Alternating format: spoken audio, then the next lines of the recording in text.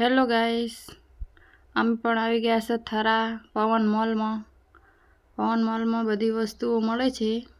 આ છે વાસણ રસોડા માટે. નાની વસ્તુ છે બધી, પણ સારી વસ્તુ છે. રસોડામાં કામ આવે એવી. ઉપર પડાય ડબ્બા છે, ડબ્બા પણ સારા છે. રૂમાલ છે, શાકભાજી મૂકવાનું બાઉલ છે. આ પણ ડબ્બા છે.